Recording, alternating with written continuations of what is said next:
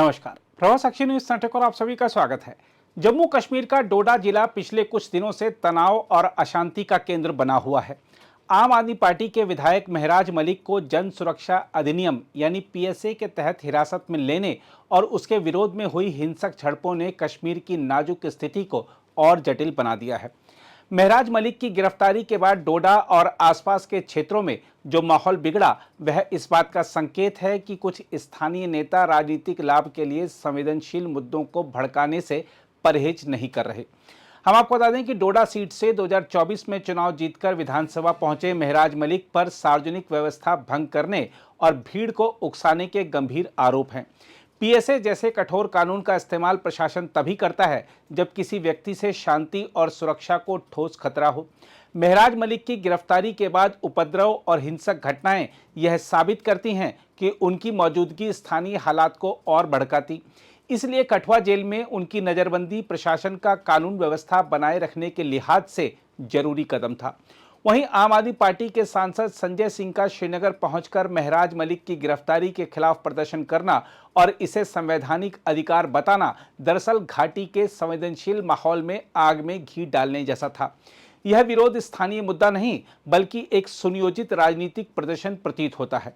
संजय सिंह की कोशिश यह थी कि वह फारूक अब्दुल्ला जैसे पुराने नेता के साथ खड़े होकर राष्ट्रीय स्तर पर लोकतांत्रिक अधिकारों पर हमले का नैरेटिव गढ़ें, लेकिन इस कदम से आम जनता में भ्रम फैलने और माहौल और अधिक बिगड़ने की संभावना बढ़ गई थी।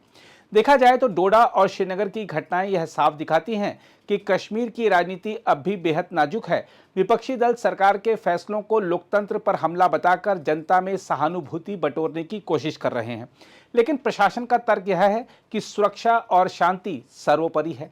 एक तरफ फारूक अब्दुल्ला और उमर अब्दुल्ला जैसे नेता इसे लोकतांत्रिक अधिकारों का हनन बताते हैं, दूसरी ओर प्रशासन का मानना है कि कानून व्यवस्था से खिलवाड़ बर्दाश्त नहीं किया जा सकता।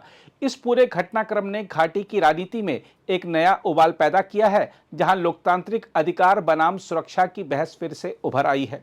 देखा जाए तो संजय सिंह और महराज मलिक का प्रकरण हमें यह याद दिलाता है कि कश्मीर में राजनीति करने का मतलब केवल वोटों की राजनीति नहीं बल्कि शांति और सुरक्षा से सीधे खिलवाड़ भी हो सकता है। महराज मलिक की गिरफ्तारी प्रशासनिक दृष्टि से उचित कदम था, लेकिन इसके बाद नेताओं का राजनीतिक नाटक इस बात का प्रमाण है कि कुछ ताकतें कश्मीर की नाजुक सामाजिक संरचना को अपने लाभ के लिए भड़काने से पीछे नहीं हटेंगी। इसलिए असली सवाल यही है कि क्या राजनीतिक दल कश्मीर की जमीन पर जिम्मेदाराना भूमिका निभाएंगे या फिर स्थानीय हालात को अपनी पार्टी की राजनीति का हथियार बनाएंगे। साथ ही यह भी समझना होगा कि जनप्रतिनिधि बनने के लिए सिर्फ चुनाव जीत लेना ही पर्याप्त नहीं होता, बल्कि उसके साथ साथ आचरण और शिष्टता भी उतनी ही जरूरी है। यदि महराज मलिक पर प्रशासनिक अधिकारियों और महिलाओं के खिलाफ अभद्र भाषा के प्रयोग के आरोप सही हैं, तो यह न केवल नैतिक रूप से निंदनीय है बल्कि जनप्रतिनिधित्व की गरिमा पर भी धब्बा है। एक विधायक का दायित्व समाज के सामने आदर्श प्रस्तुत करना होता है, न कि अशोभनीय आचरण से सार्वजनिक जीवन को दूषित करना। ऐसे व्यक्ति पर यह सवाल उठना स्वाभाविक है कि क्या वह वास्तव में जनता का प्रतिनिधित्व करने योग्य है। इसी तरह संजय सिंह का श्रीनगर सर्किट हाउस में फारूक अब्दुल्ला से मिलने से रोके जाने पर दरवाजे पर चढ़ना और पुलिस से बहस करना भी राजनीतिक परिपक्वता की बजाय नौटंकी जैसा लगा। लोकतांत्रिक व्यवस्था में विरोध दर्ज कराने के कई शांतिपूर्ण और गरिमापूर्ण तरीके हो सकते हैं, लेकिन सांसद होकर सार्वजनिक मंच पर इस तरह का प्रदर्शन करना न केवल उनकी गंभीरता पर प्रश्न चिन्ह लगाता है बल्कि संवेदनशील कश्मीर जैसे क्षेत्र में तनाव बढ़ाने का काम भी करता है।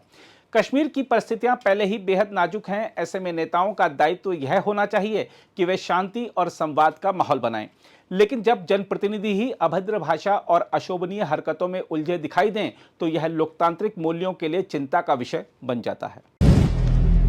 अगर आप भी लेना चाहते हैं देश दुनिया की तमाम जानकारी तो आज ही सब्सक्राइब करें हमारे चैनल को। साथ ही नीचे दिए बेल आइकन को जरूर दबाएं ताकि हर अपडेट आप तक पहुंच सके।